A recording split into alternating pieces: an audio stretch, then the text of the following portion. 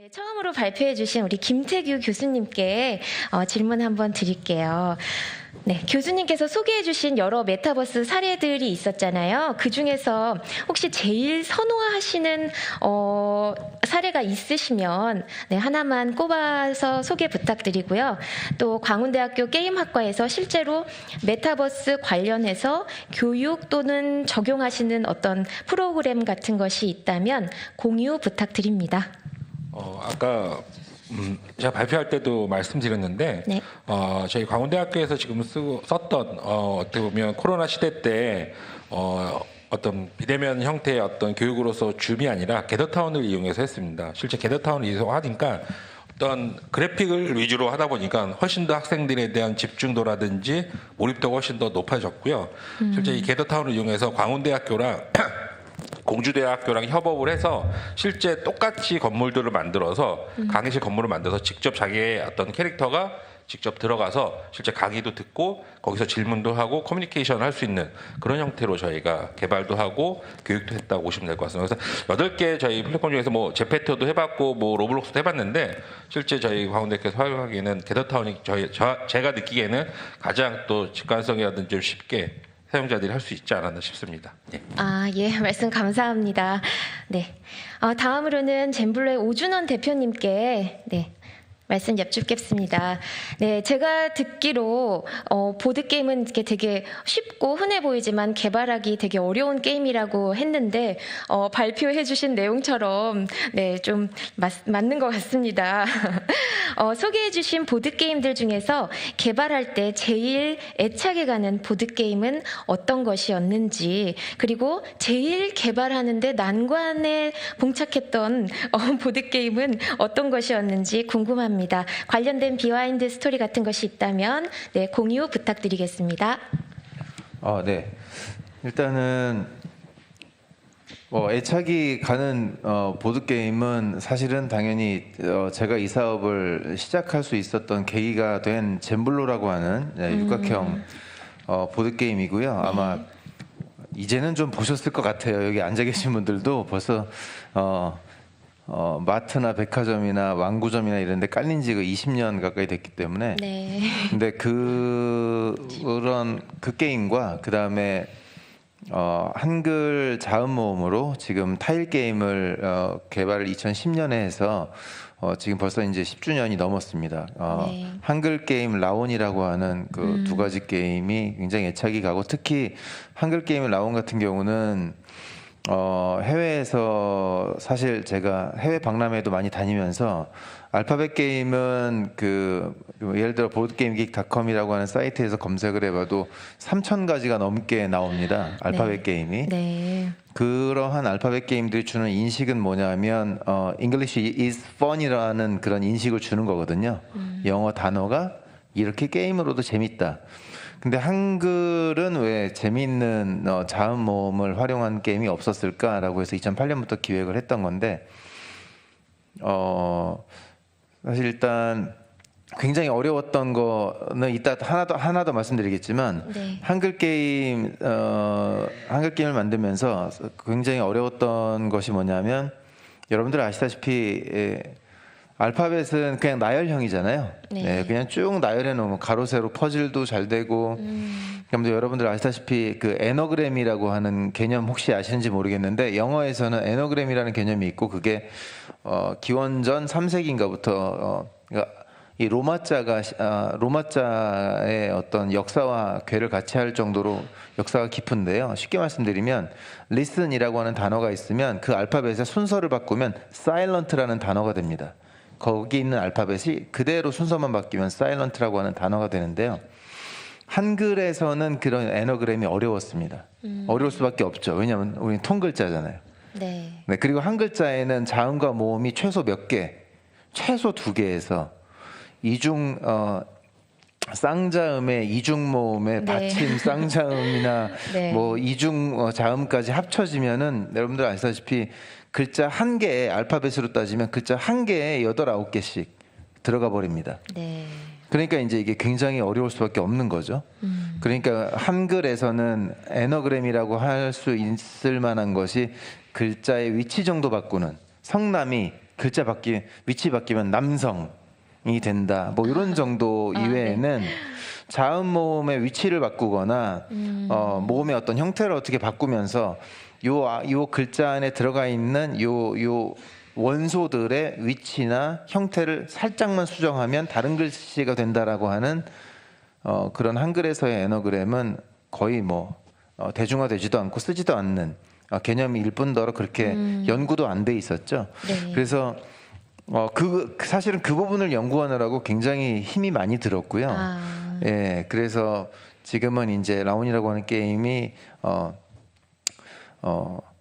실제 자음과 모음을 합치면 우리 40개, 19개, 21개입니다. 굉장히 많은 자음과 모음 구조로 돼 있는데 그것을 딱 16개로 최소화시키면서 한글에서도 에너그램이 되게끔 만드는 연구를 2년 넘게 했었던 거거든요. 그래서 지금은 이제 제가 만든 게임이 대중화되면서 이제 좀 많이 팔리기도 하고 하면서 의뢰이 이제 사람들이 한글이 좀 이런 컨셉이 있었지라고 이제 오해를 좀 하시는데 사실은 그렇지 않았었고 그런 오해를 하시는 업체분들이 또 이렇게 베끼시는 업체분들이 있어요 지금. 그래서 소송도 진행하고 있고 막 그렇습니다. 예. 네. 그래서 굉장히 애착이 가는 게임이기도 하지만 예, 지금 또 소송도 하고 이러면서 어려움이 있는 그런 게임 사례도 있고요. 네. 그리고 지금 또 하나는 교육 기능성이랑 연결해서 이제 말씀드리자면 여러분들 아시다시피 주역이라는 것이 있습니다. 주역은 정말 동양의 철학이라고 할 정도로 굉장히 깊이도 있고 철학적인 어떤 담고 있는 의미도 깊고 우리가 우리의 미래를 생각할 때 변화무쌍하잖아요. 그래서 이 주역이라고 하는 이 하나의 어떤 철학적인 이 도구를 가지고 우리 무의식 속에 있는 우리가 사실은 스스로 여러분들 앉아 계신 여러분들 모두가 사실은 내 마음 속에 내 무의식 속에 어떤 정답들을 가지고 있는데 그게 그 무의식 밖으로 이제 나오지 못하는 거죠. 그러다 보니 내가 어떻게 해야 되지 매일 선택장애, 그죠? 매일매일의 선택장애 속에서 우리가 살고 있는데 그런 동양의 철학을 가지고 우리 무의식 속으로 들어가서 그래서 우리의 앞으로의 나아갈 길을 같이 한번 나눠보자라고 하는 그런 컨셉으로 주역 보드 게임을 지금 개발하고 있습니다. 근데 너무 어려워요.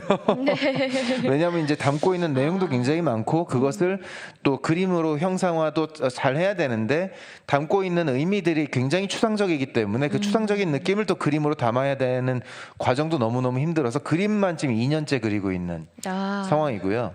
네. 예. 작가님들과 연결해서 그렸다가 또 바꾸고 또 수정하고 또 작가님이 또 바뀌고 막 굉장히 어려운 시간들을 겪고 있지만 아마 내년에 주역 보드 게임이 나오면 또 굉장히 재미있게 잘 활용되면서 이런 동양의 철학을 가지고 우리의 인생을 한번 되돌아보고 그리고 우리의 앞으로의 어떤 선택들, 좋은 선택들이 될 수 있도록 그런 어떤 하나의 또 기능성 게임으로 자리 잡을 수 있지 않을까 하고 기대해 봅니다. 감사합니다. 네, 말씀 고맙습니다. 네, 주역 보드 게임 빨리 만나봤으면 좋겠네요. 네, 다음은 유니하나의 윤성민 부장님께 질문 하나 드리겠습니다. 저는 오늘 패밀리 엔터테인먼트 센터라는 말을 이제 처음 알게 되었던 것 같습니다. 부장님이 보시기에는 이제 국내에는 아직 이제 패밀리 엔터테인먼트 센터가 많이 이렇게 흔하지 않다고 말씀은 주셨는데 일단은 그러면 해외 주요 국가들에서 제일 인기 있는 게임은 어떤 것이 있는지 만약에 이제 저희 나라에도 그런 패밀리 엔터테인먼트 센터가 개발이 되면 국내에는 또 어떤 게임이 제일 인기가 있을 것 같은지 혹시 예측이 가능하시다면 네, 말씀 부탁드리겠습니다. 네.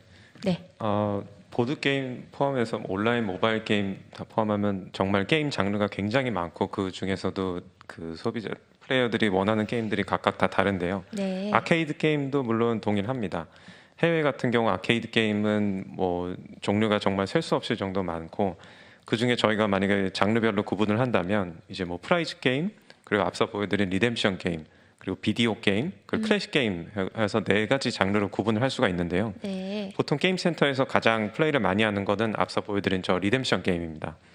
그리고 오전에서도 굉장히 중요한 그 얘기를 해주셨는데 각각의 그 플레이어들의 페르소나가 있거든요. 그래서 같은 유저라고 해도 이 같은 게임을 즐기면서 얻는 보상이라던가 재미는 각각 다 다르고요. 네. 그거를 모두 만족시킨다는 것은 사실 좀 어려운 일이기 때문에 저희가 이 게임을 개발할 때 로케이션 테스트라는 걸 합니다. 그래서 동일한 게임을 뭐 영국에서도 테스트하고 뭐 두바이에서도 하고 중국에서도 하고 뭐 심지어 한국에서도 한번 해보면 각각의 그 플레이어의 성향에 따라서 이 재미를 느끼는 게 다 다르기 때문에 저희가 그거를 다 반영을 그 나라마다 하거든요. 네. 그래서 뭐 답을 말씀드리면 현지에서 플레이어들이 가장 좋아하는 로컬라이징이 잘 된 게임이 가장 인기 있는 게임이라고 할 수가 있을 것 같습니다. 아. 그래서 미국 같은 경우는 이제 그 보드 게임으로도 유명한 이제 모노폴리라는 게임이 아케이드 게임으로도 있거든요. 네. 그래서 미국 그 모노폴리라는 게임은 역사적으로도 미국에서 굉장히 인지도가 높은 게임이고 그리고 널리 알려져 있고 게임 플레이 방법도 잘 알고 있기 때문에 누구나 쉽게 그 플레이 방법을 잃지 않고도 쉽게 즐길 수 있는 게임인 거죠. 네. 그래서 그런 진입 장벽이 낮고 게임에 대해 잘 알고 보상 원리를 잘 이해할 수 있는 게임이 그 각 현지에서 인기 있는 게임이라고 할 수 있을 것 같습니다. 네, 말씀 감사합니다. 네, 다음은 전주대학교 게임 콘텐츠학과의 윤영석 교수님께 질문 드리겠습니다.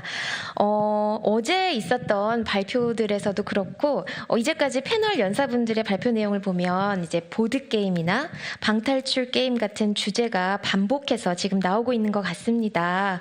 교수님께서 보시기에는 왜 특히 교육 분야에서 다른 게임 형태들도 많이 있는데 보드 게임 또는 방탈출 게임이 활발하게 많이 쓰이는 이유가 왜인지, 그리고 메타버스 시대의 교육으로 가면 이런 게임 종류들에는 어떤 영향을 끼칠 것이라고 생각이 되는지, 네, 의견 부탁드리겠습니다. 그러니까 질문은 교육의 분야에서 왜 보드 게임을 많이 이용하는 건가요? 네, 방탈출 게임이나 방탈출 게임은 잘 이용하지 않아요. 예, 보드 게임은 이용하지 않습니까? 네. 그렇구나. 네.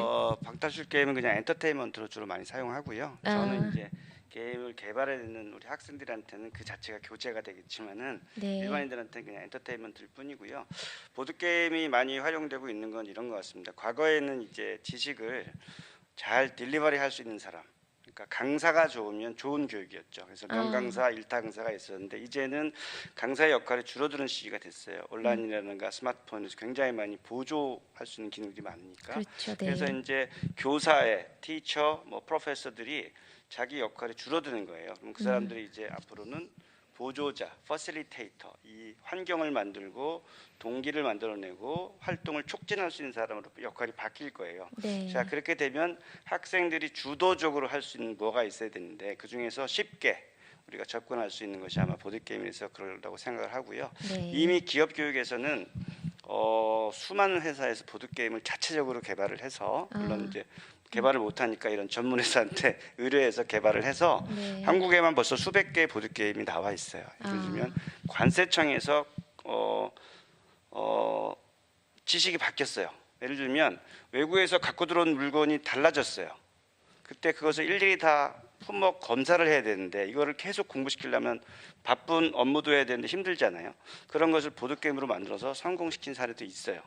그리고 LG CNS 같은 경우는 회사에서 반드시 알아야 될 어떤 경영 철학을 알려주기 위해서 또 보드 게임을 만들었는데 이것은 바로 다 이제 교사가 이렇게 전달하고 우리 회사의 철학은 뭐야 이런 것들로 잘 전달이 안 된다는 겁니다. 그래서 본인이 활동하고 탐색하고 또 성찰해보는 시간을 통해서 자기 것화 될 수 있는데 그런 과정일 때 이제 보드 게임이 규모도 작고 또 토론도 할 수 있고 그다음에 재미있게 할 수 있기 때문에 많이 활용되고 있다고 생각을 하고요. 네. 이런 것들은 이제 앞으로도 기업 교육이 아니고 회사뿐이 아니고 그러니까 대학교, 중고등학교, 특별 교육, 그다음에 아까 말씀하신 특별한 시장, 심리를 테스트하거나 또는 커뮤니케이션을 활성화하거나 이런 분야까지 굉장히 다양한 분야까지 더 많이 활용될 거라고 생각을 합니다. 네, 말씀 감사합니다. 네, 유익한 시간 정말 고맙습니다. 이렇게 유익한 내용 공유해주신 오늘 오신 4명의 패널 분들께 다시 한번 큰 박수 부탁드리겠습니다.